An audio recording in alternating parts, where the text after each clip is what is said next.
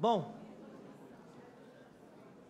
nesse momento é o momento em que Deus fala ao nosso coração. Nesse culto Ele nos chamou para estar na sua presença, Ele ouve as nossas orações, mas agora é o momento em que nós abrimos a Bíblia e temos a certeza que Deus nos fala, e fala por meio da sua palavra.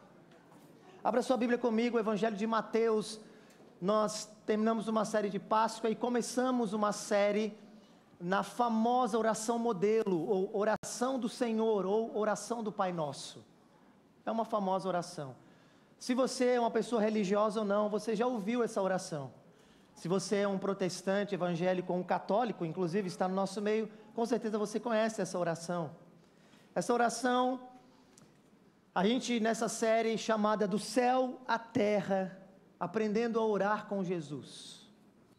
Semana passada o nosso pastor Eliezer abriu essa série e pregou a primeira petição dessa oração, a primeira parte. E de maneira brilhante o nosso pastor nos conduziu ao fato de que o Deus a quem nós invocamos é um Deus que é Pai.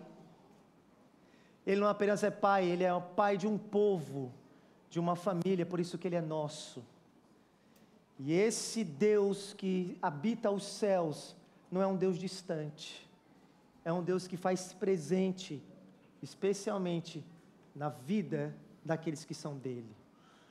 E Ele nos chama a viver uma vida que mostre a pureza, a justiça, a bondade, o amor de quem Ele é, ao clamarmos: santificado seja o teu nome.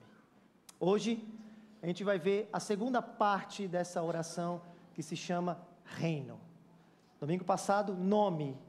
Hoje, reino. Se você quer receber o guia da pregação, que é um documento com perguntas e respostas que ajuda você a acompanhar o fluxo dos argumentos, levante sua mão bem alto, tá bom? E fique sua mão levantada até que alguém da integração entregue para você, tá bom? Mateus capítulo 6, nós vamos ler simplesmente o verso 10, tá bom? O verso 10 diz assim: que venha o teu reino, que seja feita a tua vontade, assim na terra como nos céus. Que venha o teu reino, que seja feita a tua vontade, ó Deus, como ela é feita nos céus, que ela seja feita aqui na terra, na nossa vida e um dia no mundo inteiro. Amém, gente? Amém. Reino. Deixa eu começar assim. Imagine que não exista paraíso. É fácil se você tentar. Nenhum inferno abaixo de nós. Acima de nós apenas o céu. Imagine todas as pessoas vivendo o presente. Imagine que não há países, não há fronteiras. Não é difícil. Nenhum motivo para matar ou morrer. Nenhuma religião também. Imagine todas as pessoas vivendo a vida em paz. Você pode achar que eu sou um sonhador, mas eu não sou o único. Eu espero que algum dia você se junte a nós e o mundo, finalmente, será um só. Você já ouviu Imagine, de John Lennon? Sim? Você já foi hippie? Fala a verdade. Tá bom.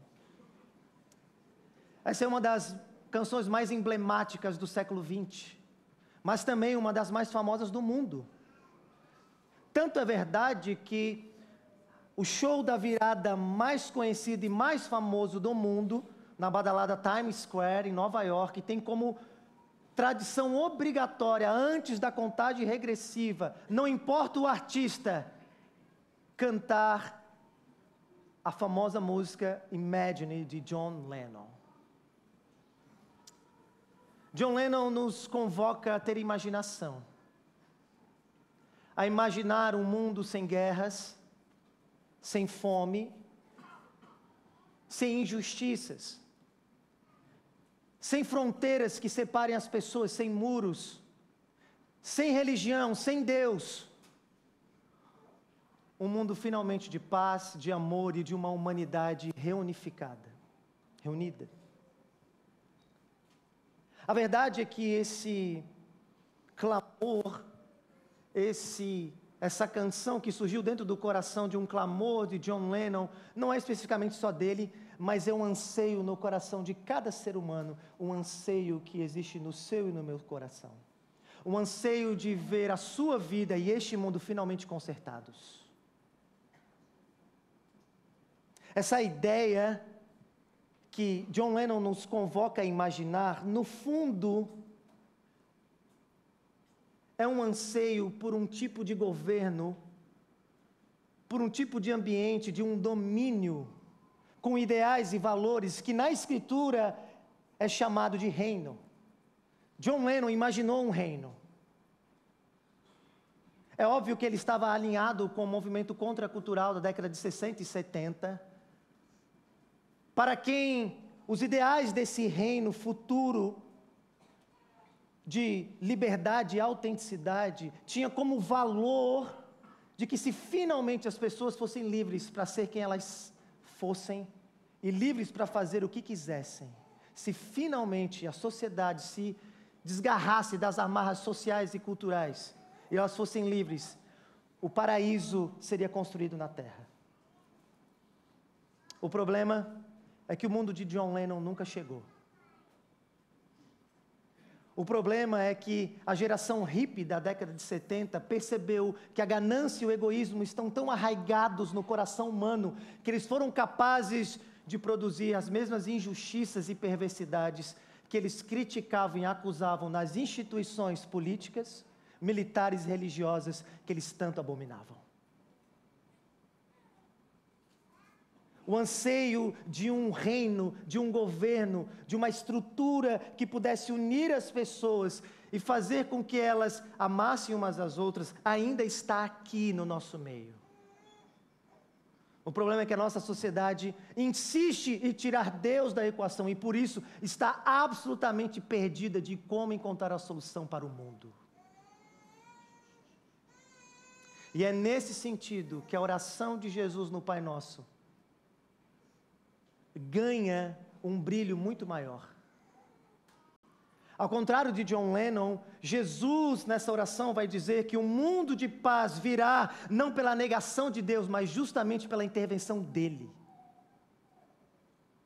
Ao contrário de John Lennon, um mundo de justiça não virá simplesmente por meio de canções com letras bonitas, mas virá por meio da intervenção do reino de Deus que já foi inaugurado na pessoa bendita de Cristo Jesus e que convoca eu e você agora a nos submetermos a Ele. Ao contrário de John Lennon, Jesus vai dizer para mim e para você que o problema deste mundo não está lá fora, nas estruturas. A causa da ruína desse mundo está dentro do coração de cada um de nós que ouve esse sermão nessa manhã. O que o Evangelho faz com a gente é nos confrontar com a seguinte verdade, eu quero que você entenda bem. Antes de Deus transformar o mundo fora de nós, Ele primeiro precisa transformar o nosso coração dentro de nós. Você me ouviu? O Evangelho nos chama, nos convoca, nos confronta a entregarmos o governo do nosso coração à vontade de Deus, para que a realidade do céu transforme a nossa vida na terra. Amém, gente? O Evangelho de Jesus Cristo nos confronta a entregarmos aquilo que é mais precioso para nós, aquilo que é mais difícil para nós, a entregarmos o governo da nossa vida, do nosso coração, à vontade de Deus. Para que aquilo que já acontece no céu agora mesmo, baixe na terra, transforme você e a partir de você, as coisas ao redor de você. Não haverá nenhuma transformação ao seu redor se Deus não transformar você primeiro. Você me ouviu? Não queira que Deus mude as circunstâncias em torno de você, se você resiste à vontade dEle. O projeto de governo dos céus é pegar pecadores rebeldes e quebrados e refazê-los a imagem perfeita do bendito Filho de Deus, o Senhor Jesus Cristo. Aí então, transformações acontecem na terra. E é isso que o Senhor quer fazer comigo e com você. E é isso que a segunda petição da famosa oração do Pai Nosso nos conclama. Basicamente, Jesus vai nos orientar a orarmos, a ansiarmos e vivermos com base em 3 verdades. Primeiro, Ele nos conclama a orarmos por um novo reino. Segundo, por uma nova vontade. E terceiro, por uma nova realidade. Reino, vontade e realidade. É isso que precisamos considerar. E é isso que você precisa orar. Orarmos como igreja, orarmos como famílias, orarmos como indivíduos, como discípulos de Cristo. E se você está aqui e não é um discípulo de Jesus ainda, o chamado e a convocação de Cristo Jesus para você é que você desista, que você abaixe as armas e você mude para o lado vencedor. O reino de Deus já foi inaugurado e um dia triunfará sobre todas as coisas, não importa o que aconteça, é para onde a história está caminhando, e glória a Deus por isso. Louvado seja o nome do Senhor. Ele te chama a fazer parte dessa revolução que Jesus começou. Volta os olhos comigo então, olha o iniciozinho do verso 10, Jesus nos conclama a orarmos por um novo reino. O texto segue o seu fluxo. Dr. Martyn Lloyd-Jones, que foi um dos maiores pregadores britânicos do século passado, disse que há uma certa progressão dentro da oração do Pai Nosso. Ela começa invocando a Deus como Pai, porque uma nova identidade nos foi dada. Ela agora, como filhos amados do Senhor, somos chamados a orar, pedindo para que Deus nos dê graça, para que através da nossa vida o nome dEle seja santificado. Mas Jesus dá um passo a mais, porque vivemos num mundo que caiu. Eu não sei, Florianópolis é muito poderosa em fazer você e eu perdermos de vista que vivemos num mundo caído, que caiu da glória de onde ele existe. Se você é da classe média, especialmente, porque nós da classe média vivemos pensando que a classe alta sempre está vivendo a boa vida por causa do seu dinheiro, do seu prestígio, e por isso vivemos frustrados e ansiosos, mas não sabemos o que acontece nas comunidades e na ruína dos bolsões pobres da nossa cidade. E por isso somos mimados, sempre querendo o que não temos e não reconhecendo o quanto já recebemos. Floripa é uma cidade perigosa, você me ouviu? Porque ela faz eu e você esquecer que vivemos num mundo de muita injustiça e muita ruína. É fácil andar pelas ruas de Floripa com os olhos tapados e não ver a desgraça ao nosso redor. E Jesus sabe que não será fácil viver conforme os valores do céu no mundo caído da terra. E a nossa cultura tenta injetar em mim e você tanto entretenimento que estamos drogados, enfeitiçados de prazeres, de futilidades, para que a realidade do mundo que nós vivemos não nos seja colocada diante de nós. Porque se tem uma coisa que a pós-modernidade nos convenceu é de que não podemos sofrer, não podemos ficar tristes, temos que ser alegres, felizes o tempo todo. Alguns filósofos chamaram isso da positividade tóxica.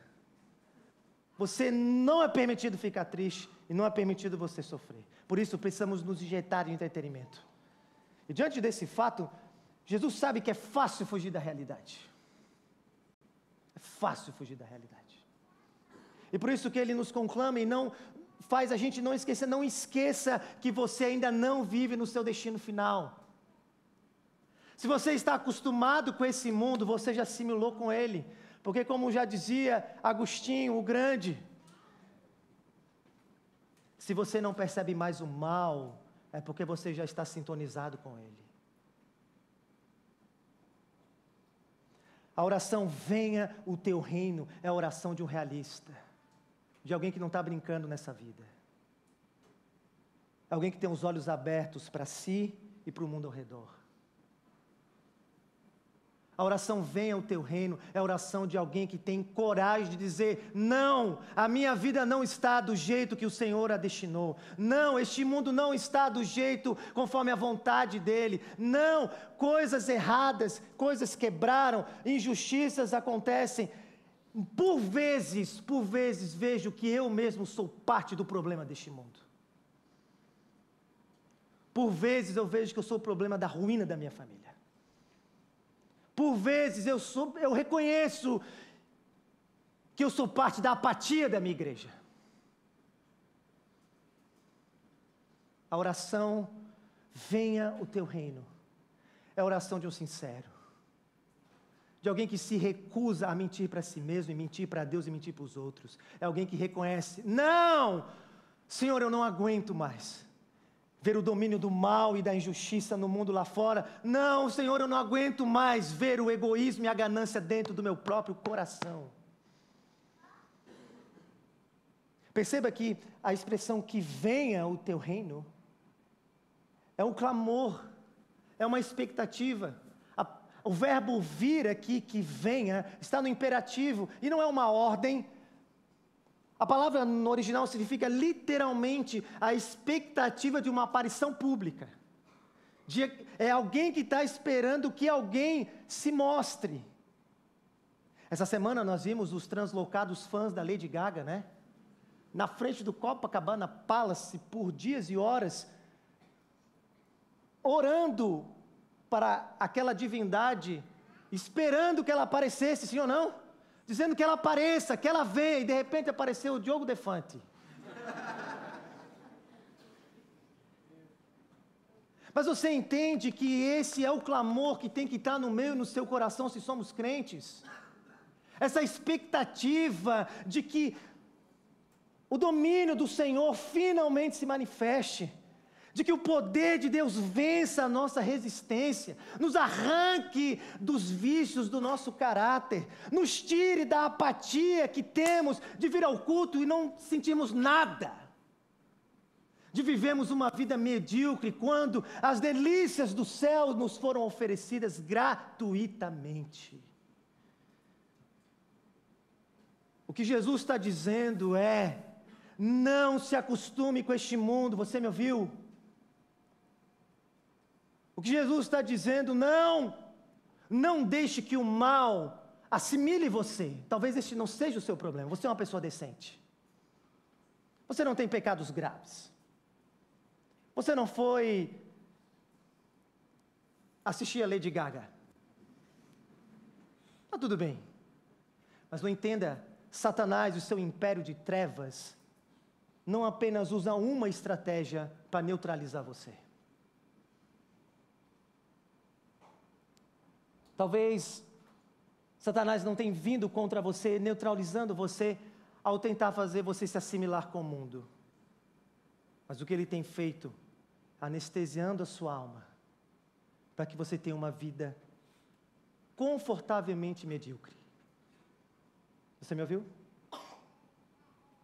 É o clamor de alguém que se recusa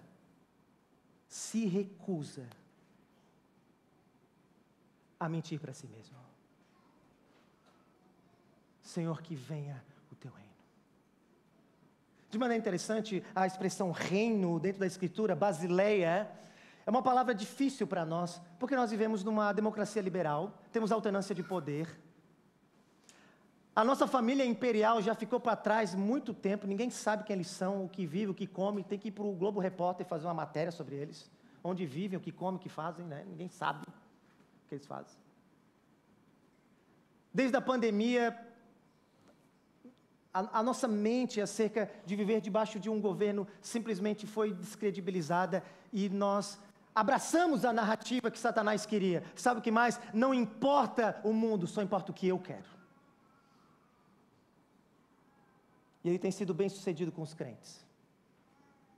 Confortavelmente dentro das suas igrejas. Confortavelmente cantando, adorando, fazendo congressos, retiros espirituais, vivendo de domingo após domingo, nos fazendo esquecer que o chamado de Deus para nós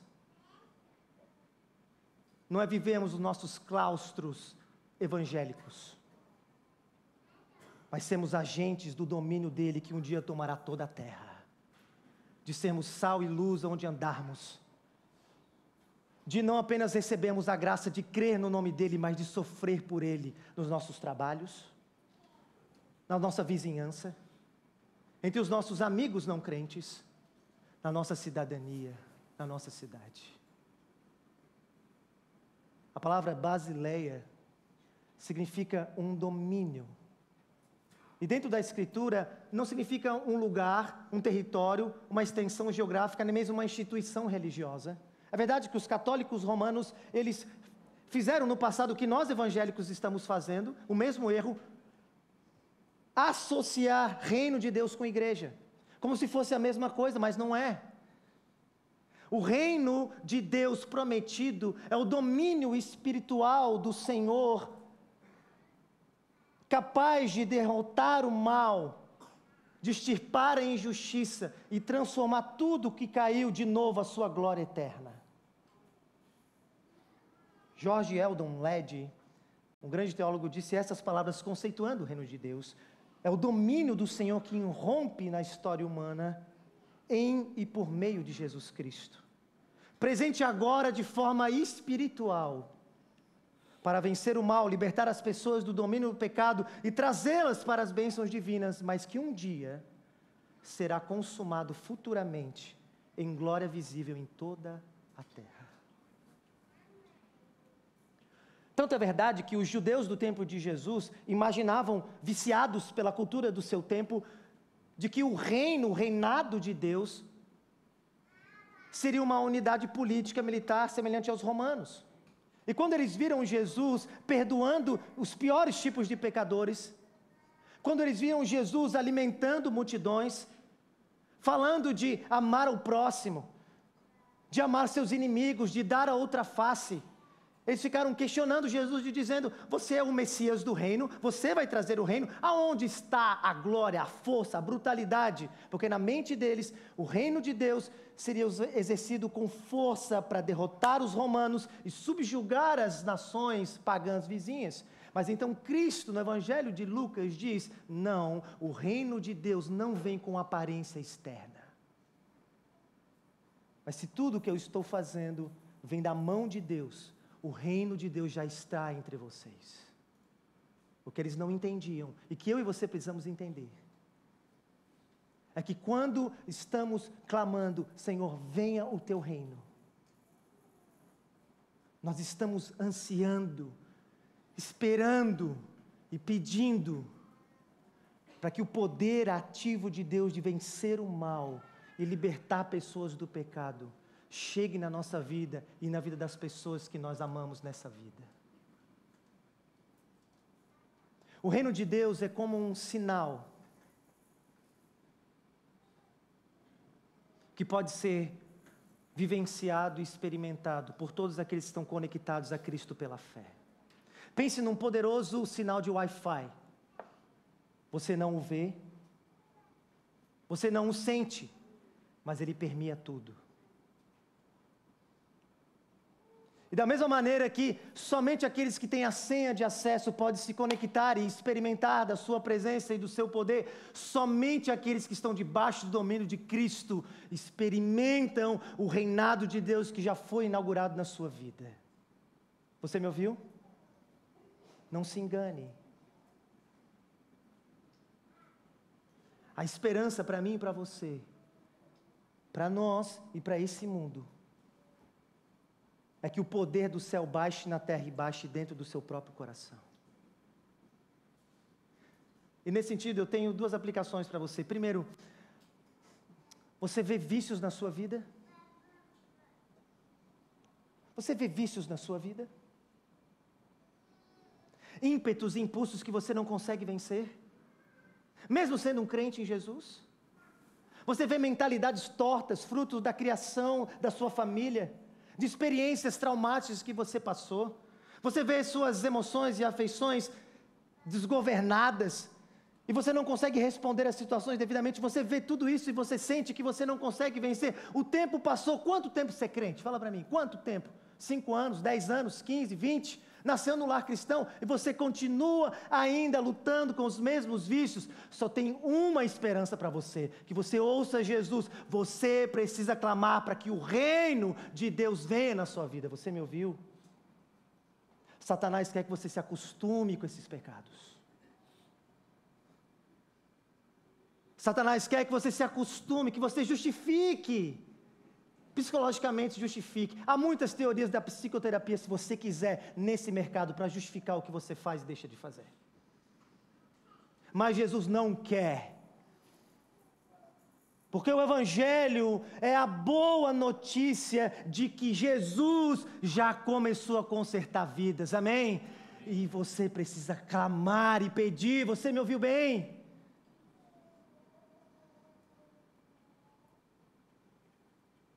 Eu ouso dizer, que muitas coisas, eu quero que você me ouça bem, muitas coisas o Senhor ainda não mudou, porque você ainda não enfrentou Ele de frente.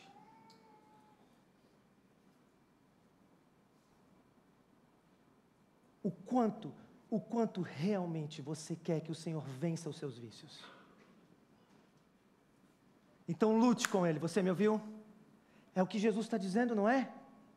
Ore por isso, peça a Ele. Certa vez um homem de Deus, que tem um sobrenome Nicodemos, falou para mim o seguinte: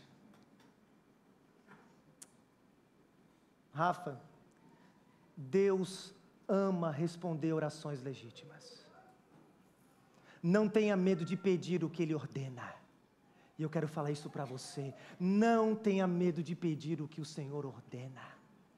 Se tem uma oração que Ele quer ouvir de você é: Senhor, eu não aguento mais o domínio do pecado na minha vida. Senhor, eu não aguento mais essa situação na minha família. Senhor, eu não aguento mais isso. Intervém com o Teu poder, venha o Teu reino sobre mim e arranca de mim isso. Amém, gente?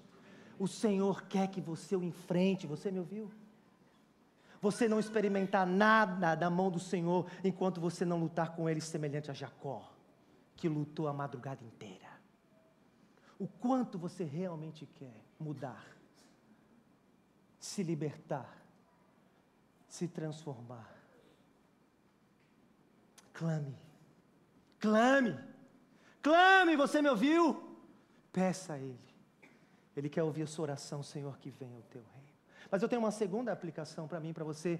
Gente, não faz o menor sentido diante da grande doutrina do reino de Deus, não faz nenhum sentido diante da teologia do reino, do poder de Deus que já foi inaugurado por meio de Jesus, que hoje se manifesta de maneira invisível, espiritual nos corações, mas um dia se manifestará visivelmente em toda a terra. Não faz sentido idolatrarmos políticos, você me ouviu? Uma pessoa que diz que Cristo é o seu rei, e que milita em favor do reino de Cristo, e defende partido e candidato, é uma contradição em termos. De duas ou uma, ou somos muito infantis ainda, muito infantis. Ou talvez nem crentes somos, porque a nossa esperança está, como John Lennon, em expectativas humanas, em ideologias humanas. Seja você canhoto ou destro, você me entende, né? Seja você canhoto ou destro, você entende que capitalismo e socialismo são filhos bastardos da mesma prostituta, chamada iluminismo. Ambas sem considerar Deus e a Cristo no mundo, você me ouviu? Ano que vem tem eleição. E as pessoas perguntam, por que a Igreja Nova Cidade não fala sobre candidatos? Por que a Igreja Nova Cidade não fala sobre política? Porque simplesmente não estamos esperando por implementação de governos humanos, estamos esperando que o plano de governo do céu baixe na terra, a nossa única esperança, o nosso único rei. Os políticos terão o nosso voto, mas jamais terão a nossa lealdade, amém? Jamais terão a nossa lealdade. Nós servimos a Cristo e a Cristo somente. E seja quem for, eu já fui a Brasília, você já foi a Brasília?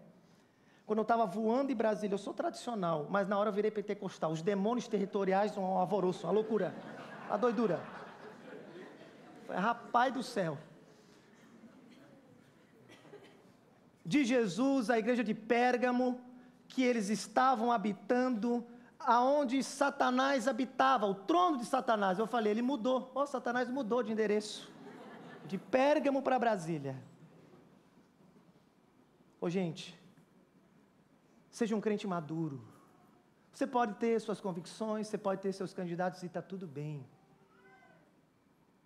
Mas jamais entregue sua lealdade. Algo tão precioso que é a devoção de alguém. A nossa devoção é o Senhor Jesus, o Rei do reino de Deus, que um dia os nossos olhos verão, consertará todas as coisas neste mundo. Toda injustiça será paga. O amor fluirá, correrá como rios, como os profetas disseram, e os nossos olhos verão. Até lá, nós lutaremos contra o mundo, contra a carne e contra o diabo, para que a nossa lealdade seja dele e dele somente. Eu espero, meu amado irmão, que você não fique pelo caminho. Você me ouviu? Eu espero que você não fique pelo caminho. A oração, venha o teu reino, nos chama a lembrar que já há um poder, um domínio disponível a nós, capaz de vencer o mal aqui dentro e lá fora. Você precisa clamar por isso. Mas uma segunda verdade, Jesus também nos conclama a orarmos por uma nova vontade.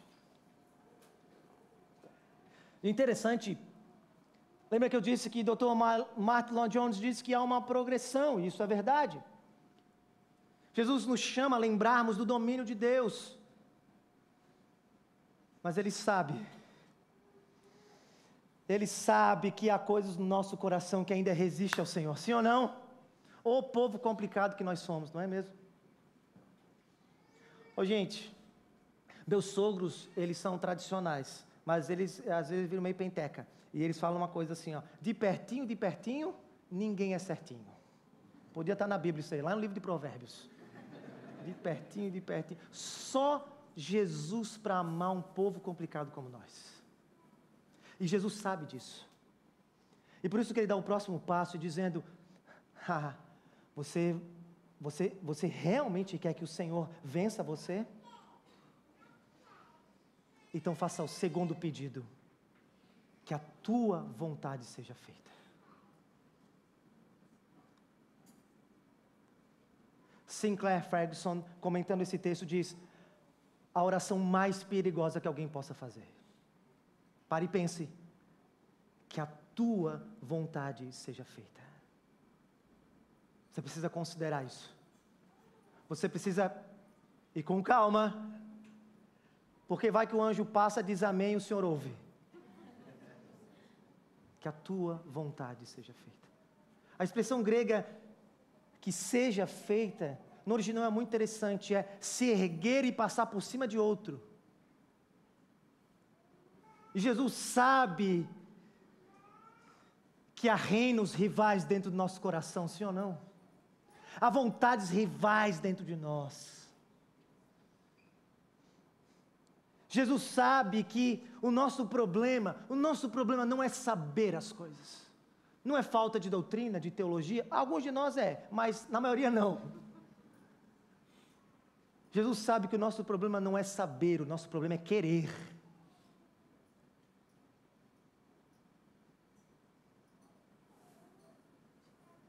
Você já passou madrugadas chorando, tendo raiva de si mesmo? Porque você se pegou fazendo coisas, falando coisas, que você sabe que não deveria. Eu já tive inúmeras noites dessas. Especialmente depois de pregar um sermão cansado. Vou para casa e falei, Jesus, por que eu falei isso? Meu Jesus amado. Há uma guerra de reinos em nós. E a oração de alguém que está experimentando o reino, mas ainda vê resistência dentro de si, ainda vê teimosia dentro de si, obstinação dentro de si, e parece que não consegue ser aquilo que o Senhor ordena, não consegue fazer aquilo que o Senhor ordena, e por isso precisa se curvar de joelhos e dizer: ó Deus, vence, passa por cima da tua vontade, passa por cima da minha, me vence, e me ajuda a ser o que o Senhor me destinou para ser. Você entende o quanto é contracultural essa mensagem de Jesus? John Stott, comentando esse texto, fala uma coisa interessante. Ele diz: é fácil dizer as palavras da oração do Senhor de uma forma repetida e sem sentido. Pare e pense. Essa oração é feita nas reuniões na Assembleia Legislativa. Essa oração é repetida pelos times de futebol antes de entrar em campo. Essa oração é feita pelos criminosos antes de ir para o embate com a polícia militar. Você me entende?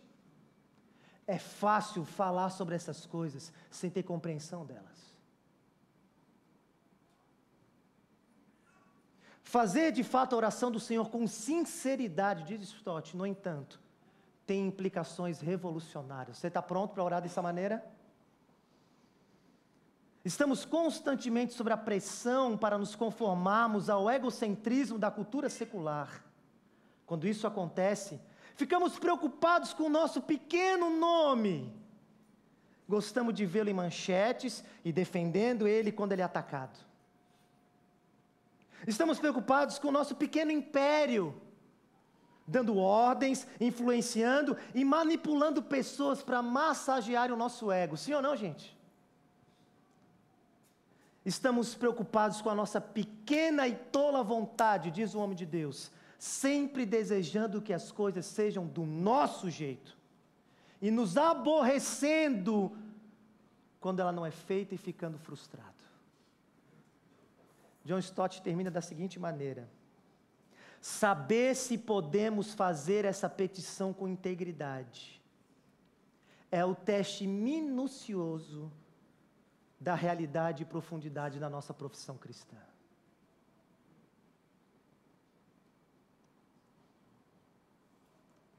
Saber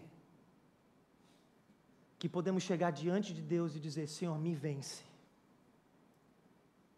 me dobra, me muda, eu não aguento mais, eu não quero ser parte do problema deste mundo, o Senhor não me chamou para isso, eu quero ser parte da solução.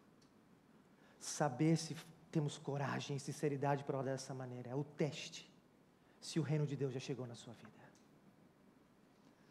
Porque se você não consegue fazer isso, porque está apegado a si mesmo, talvez signifique que a sua profissão pública de fé não é verdadeira. Porque um crente não suporta ver ele mesmo manchar o nome de Deus neste mundo. Você me ouviu? O problema é que vivemos numa cultura tão viciada em si mesmo, sim ou não, gente?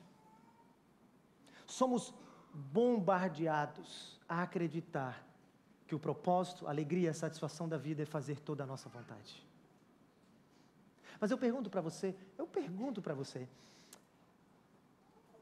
seja sincero, qual foi a vez que você experimentou as grandes ruínas da sua vida? Se não, quando você estava disposto a concretizar desejos a qualquer custo. De alguma maneira, eu e você sabemos que a nossa cultura engana e nos mente. Eu quero que você entenda que clamar pedindo que a vontade de Deus seja feita em nós é a saída, você me ouviu? É a solução para a nossa vida, você me ouviu?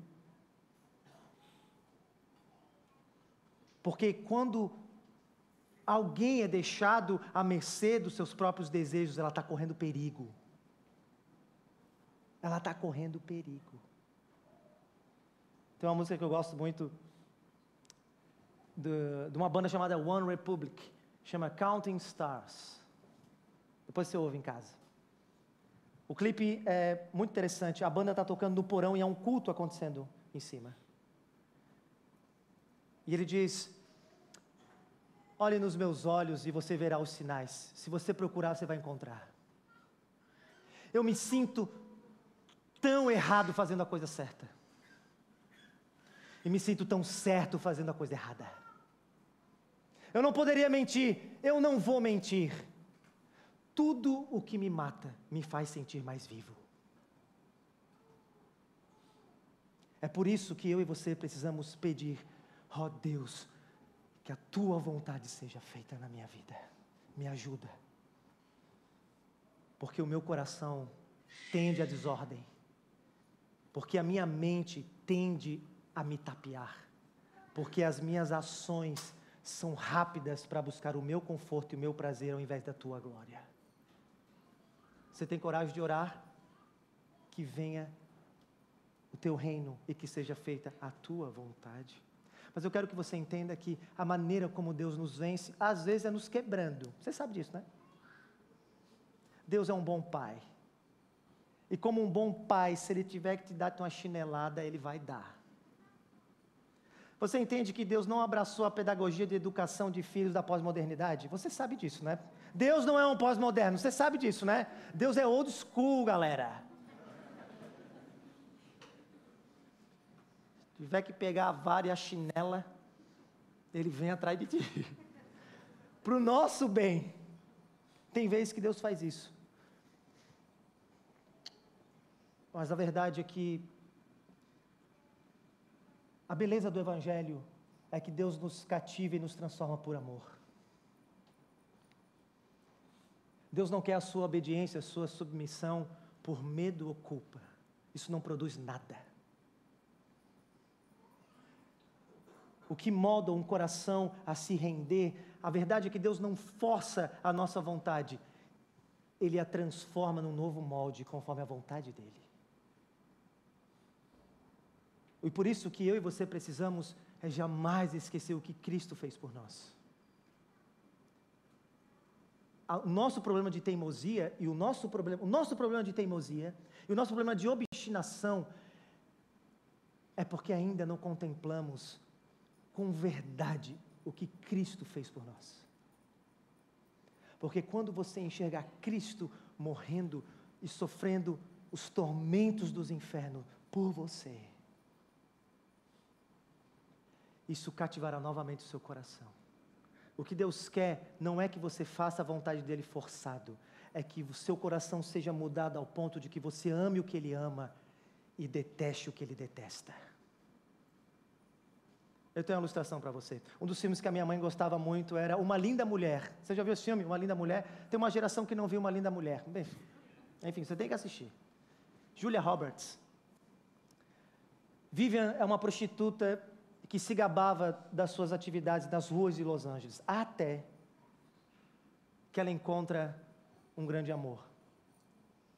Edwards, um grande empresário, contrata ela apenas para acompanhá-la em eventos sociais. Mas ele então começa a olhar para ela com dignidade, com compaixão, com amor. E aos poucos, sem perceber, há uma mudança dentro de Vivian. Ela começa a ver a ruína e a podridão das coisas que ela fazia, e ela começa a desejar outras coisas. Eu te pergunto, o que mudou no coração de Vivian? Eu te digo o que mudou: um amor capaz de amá-la incondicionalmente.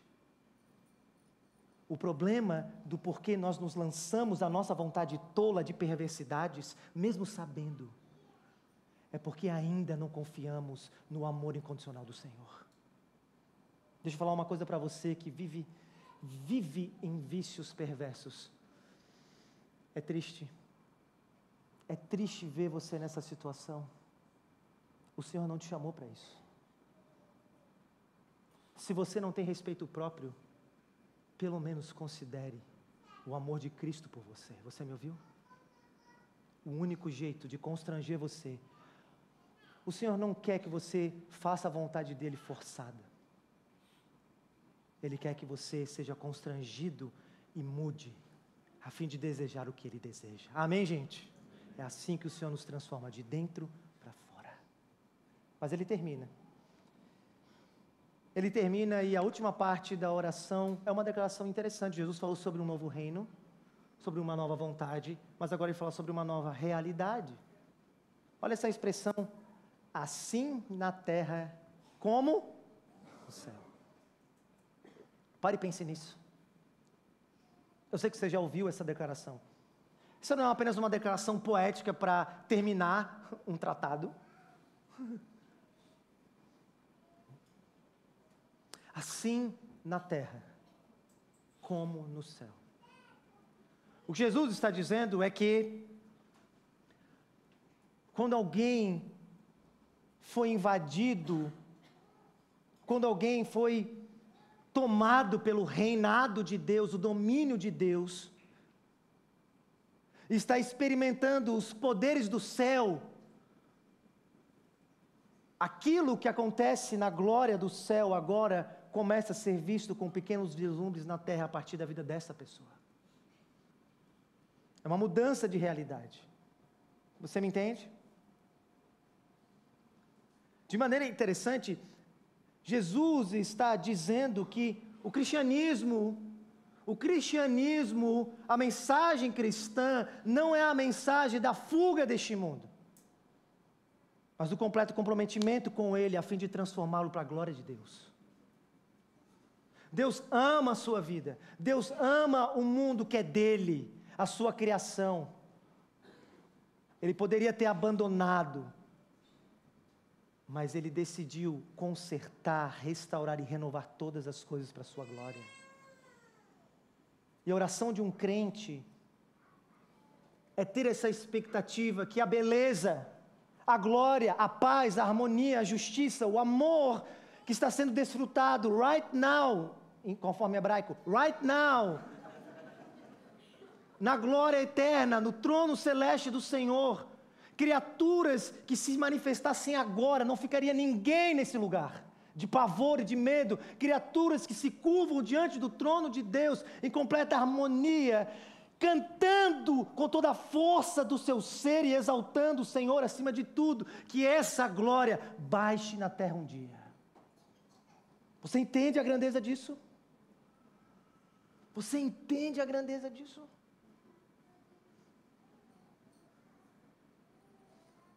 Muitas pessoas têm uma visão da vida cristã, estilo não da Bíblia e de Jesus, mas estilo de Chicó e Alto da Compadecida. Eu preciso ser uma pessoa decente, preciso tomar cuidado e garantir que eu vou estar pronto para quando eu estiver diante do julgamento. Satanás vai aparecer, o chifrudo, mal falado, vai mostrar a minha vida lá, meu Deus, eu vou ficar com vergonha, vai ter mais pessoas, mas então vai me dar uma nova oportunidade. Então eu vou para o céu. Eu já falei isso várias vezes, né? Muitos crentes, inclusive evangélicos, protestantes, acham que o fim da vida é Deus levar a tua alma, porque o corpo não presta, o mundo não presta, Deus vai exterminar esse mundo e levar a sua alma para o paraíso. E lá você vai ser um belo holograma, pulando de nuvem em nuvem, com uma lira, um avental pagando cofrinho, cantando canções líricas. Bolom, bolom, bolom.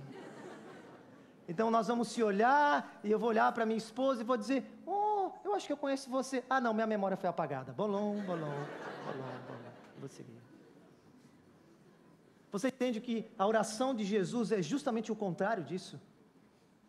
A mensagem cristã não é que nós vamos para o céu, mas que o céu que já tocou a terra na vinda de Cristo, um dia se unirá e nós veremos a beleza da glória do que é estar com o Senhor, numa terra renovada, com um corpo glorificado, amando a Deus de todo o coração que nós não conseguimos, e finalmente amando o nosso próximo como a nós mesmos, como nós tínhamos dificuldade para fazer. Essa é a esperança cristã.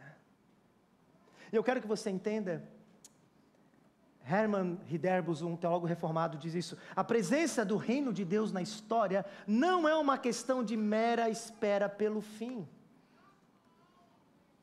Você já viu crente dizendo assim: pastor, eu não quero saber de lutar contra o racismo, eu não quero saber de ajudar pobres, eu não quero saber de ter compaixão de mulheres solteiras, não, eu não quero saber dessas coisas, eu não quero trabalhar, eu só quero que no final da vida o Senhor me leve para o céu. Para essas pessoas que falam para mim, eu falo isso: então tá bom, você vai ser um pagão, um grego, nós vamos te dar 2 moedas para o barqueiro te levar depois. Essa visão é pagã, você me ouviu?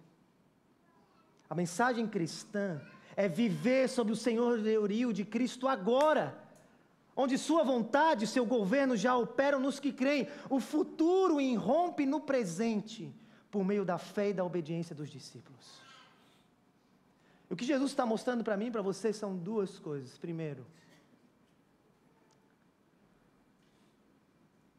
a esperança que nós temos e a oração que temos que desejar, não é que Deus nos leve para o paraíso, mas que o paraíso baixe na terra e transforme a nossa vida e das pessoas ao nosso redor. Por isso eu quero que você entenda por que nós somos e queremos ser uma igreja que planta igrejas nas cidades para dentro de Florianópolis. Sabe por quê? Porque queremos que o céu baixe naquelas cidades, amém? Queremos que pessoas recebam os poderes do céu naquelas cidades. O porquê nós estamos enviando missionários para campo, povos não alcançados, porque queremos que o reino de Deus, a vontade de Deus que já é feita no céu, seja feita em todas as nações do mundo, pois essa é a vontade do Senhor. E por isso nos sacrificamos com o nosso dinheiro, e por isso queremos desafiar você a ir. Por isso queremos enviar mais pessoas. Temos 2 missionários no campo, graças a Deus por isso, não é mesmo? E queremos mais, sim ou não? Porque acreditamos que o Deus de toda a terra, que vive no céu, finalmente aparecerá e consertará as coisas. Mas a segunda verdade acerca disso, eu quero que você entenda: a sua obediência não é para garantir o seu futuro. É porque o seu futuro já está garantido, a sua salvação já foi lhe dada gratuitamente, que Ele te chama agora a ser um agente do reino no presente. Você me ouviu? A mentalidade não é: eu preciso obedecer, porque senão vão me dar mal no futuro. Isso é justiça própria, é justificação pelas obras, você me ouviu? É corrupção do evangelho. Não é: eu preciso me comportar no presente para eu ser salvo no futuro, mas o que eu sei do futuro, eu sei o que vai acontecer lá, eu sei o que me espera lá, porque já me foi dado gratuitamente. Como isso pode moldar a minha vida agora? Você me ouviu?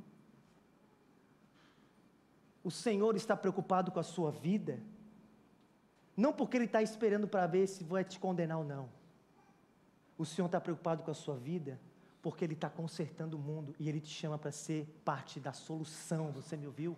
Para se unir a Ele, e ser a parte da solução. Por isso que quando falamos da verdade em vez da mentira, não é para provar que somos melhores que os outros, não somos. Por isso que buscamos pureza ao invés de perversidade sexual, não é para que possamos dizer que somos diferentes dos outros, porque não somos. Por isso que quando somos generosos ao invés de ser gananciosos, tudo isso é porque Deus está consertando o mundo e nos chama agora a sermos agentes de conserto também. Amém, gente? Você já viu um filme mais de algumas vezes? Todos nós temos filmes que a gente já viu várias vezes, não é? Você já viu filme de terror mais de uma vez? Fala a verdade. Esses dias eu e a Jaque estávamos vendo um filme de suspense lá em casa, a gente já tinha visto, nossos filhos não tinham visto. E nas cenas mais tensas e de medo, ele saiu correndo da sala. E eu e a Jaque dizendo: ei, volta, a gente já sabe o que vai acontecer, calma, o herói vai vencer no final, não se desespera. O que Jesus está dizendo para mim e para você nessa oração é o seguinte: quando nós enfrentarmos sofrimentos da nossa vida, quando vemos injustiça ao nosso redor, quando vemos o mal dentro de nós mesmos, ei, não se desespera, a gente sabe como vai acabar esse filme, amém? A gente sabe que ele vai triunfar. Por isso, a gente consegue se manter firme, mesmo diante do cagaço. Mesmo que a gente se atribule, a gente sabe a glória que está por vir, amém? Por isso, eu tenho 2 aplicações para mim e para você. Leve a sua vida a sério. Você está me ouvindo? Ela está acontecendo agora. Não é amanhã. É agora. E aquilo que Deus colocou nas suas mãos, o que Deus tem colocado nas suas mãos? É seu casamento, sua solteirice, seu trabalho, sua faculdade, seus amigos, sua igreja, a missão da igreja, o que Deus está colocando nas suas mãos, seus netos, leve eles a sério agora, porque cada ato seu de piedade conta na eternidade neste mundo, amém? Cada ato seu conta na eternidade. Trabalhe com excelência. Seja engajado. Estude com vigor. Ame e se entregue. Lute contra os vícios dentro de você, porque cada ato de um crente, de um agente do reino, é um vislumbre do que está por vir na eternidade. Vale a pena perdoar ao invés de se vingar, você me ouviu? Vale a pena amar ao invés de ser indiferente. Vale a pena ser generoso e generosa ao invés de ser ganancioso. Vale a pena consertar ao invés de deixar quebrado. Porque a eternidade nos espera. Um dia, aquilo que acontece no céu baixará na terra e os nossos olhos verão. Mas em segundo lugar, ô crente politizado, deixa eu falar uma coisa para você. Por favor, amplie o seu leque da ética sexual, da ética cristã. Amplie o seu arsenal ético. Não deixe que ideologias cooptem você e reduza a sua ética a simplesmente um valor do cristianismo. A ética cristã é completa e abarca toda a experiência humana. Por isso, se você é um cristão mais destrinho, sabe um cristão mais destro de direita? Eu sei que você luta com vigor contra a imoralidade, os valores da família, e você deveria. No entanto, lute da mesma forma contra racismo, desigualdade social, contra injustiças. E se você é um cristão canhotinho, bate de esquerda, eu sei que você é sensível às causas sociais, mas lute com o mesmo empenho contra o aborto e contra a pureza sexual. Você me ouviu? Não deixe que ideologias perversas distorça e molde a sua ética. Você já tem o Evangelho de Jesus Cristo. Você não precisa de ideologias. Você tem algo muito mais completo e poderoso, que é o fundamento dessa vida. O reino de Deus que vai consertar todas as coisas. Ô gente, abandone ideologias políticas, pelo amor de Deus e pelo bem deste mundo. Nós, vasos de barro, carregamos essa joia preciosa que é o Evangelho. A boa notícia de que Deus salva pecadores e está conduzindo a história para consertar todas as coisas no mundo. Tenha uma ética completamente cristã, não atrofiada e cooptada por ideologias. Você me ouviu? Porque a mensagem de que o céu baixará na terra consertará todas as coisas um dia. Amém, gente? Amém? Deixa eu terminar, eu quero convidar você a ficar de pé.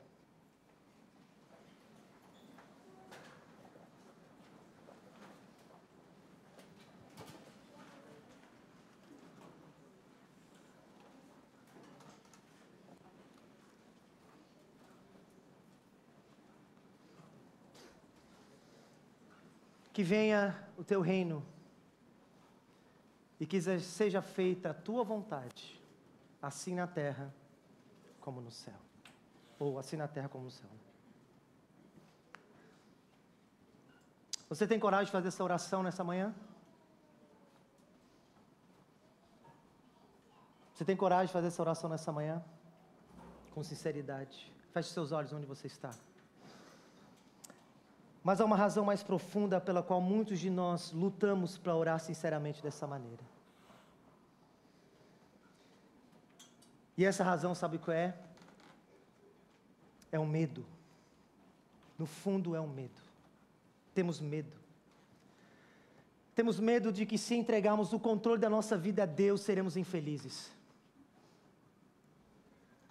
Temos medo de que Deus nos peça algo insuportável. Temos medo de perder o que amamos, medo de sermos destruídos, e esse é exatamente o engano do pecado, fazer a gente desconfiar da bondade e do amor de Deus. Mas é aqui que entra a beleza, eu quero que você perceba isso, da cruz e do jardim do nosso Senhor. Naquela noite sombria, no Jardim das Oliveiras, no Getsemane, Jesus esteve numa situação infinitamente mais horrorosa que a minha e a sua, e não importa qual seja a sua situação nessa manhã. De joelhos, o nosso Salvador, em angústia, suando sangue, disse: Pai, está difícil, se for possível, passa de mim esse cálice, todavia, não seja o que eu quero, mas sim o que tu queres. Jesus jamais nos conclama a fazermos algo que Ele mesmo não tenha feito. Você me ouviu? O primeiro que fez a oração do Pai Nosso foi o nosso próprio Salvador, dizendo que o teu reino venha e que a tua vontade seja feita na minha vida, assim na terra como no céu. Mas Cristo sabia que a vontade do Pai para Ele incluía sofrimento, abandono e a sua própria morte. E mesmo assim, Ele enfrentou a escuridão daquele jardim por mim e por você.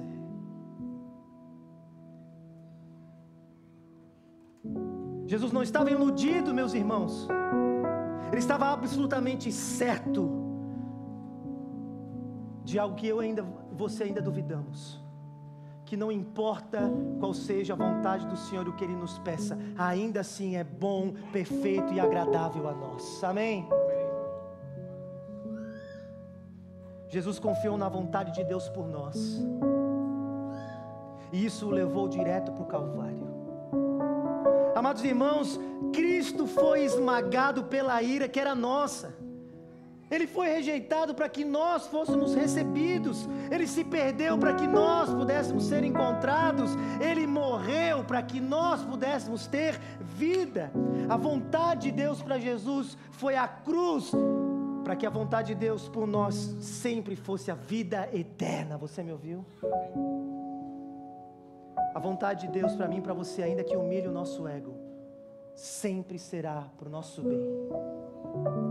E ao invés de desconfiarmos do Senhor, se você olhar para Cristo mais uma vez, fazendo essa oração, você saberá que ainda que o Senhor te peça coisas difíceis, é porque Ele ama você. E justamente é difícil porque justamente Ele ama você. Você me ouviu? Por isso, jamais se esqueça de que o Senhor não quer te destruir. Ele quer te refazer e te levar para a glória eterna, no seu reino eterno. Amém? Vamos orar. Senhor, muito obrigado por essa manhã. Muito obrigado, Deus, pela Tua palavra. Obrigado porque ainda vivemos num país livre e te pedimos que o Senhor mantenha esse país livre, Senhor Deus, para nos reunirmos em torno da Tua palavra, na simplicidade do culto. Ah, Senhor Deus, nós confessamos juntos nessa manhã que é difícil te seguir, Senhor, mas é impossível te deixar, porque nós somos Teus. Te pedimos, Senhor, na minha vida, sei que na vida dos meus irmãos, ah, Senhor, todos nós temos coisas que a gente precisa que o Senhor intervenha. Por isso nós oramos juntos como igreja: venha o Teu reino sobre nós, Senhor, e que a Tua vontade seja feita na nossa vida, assim como ela é feita no céu. Ah, Senhor, te pedimos que o Senhor permita que essa igreja participe da Tua missão, da expansão do Teu reino, da Tua vontade ao libertar pecadores nessas cidades em volta de Floripa e até no mundo. Senhor Deus, dá-nos graça, Senhor. Não queremos ser uma igreja medíocre, Senhor, cheia de muita folha, de muita pompa, mas sem vida de verdade. Ó Deus, nos livra disso. Transforma-nos e usa-nos para transformar aonde o Senhor nos levar. Te pedimos isso, não no nosso nome, mas no nome bendito de Jesus. Amém e amém. De olhos fechados, vamos cantar juntos essa canção que é essa declaração dessa verdade. Vamos juntos. Tu és a luz que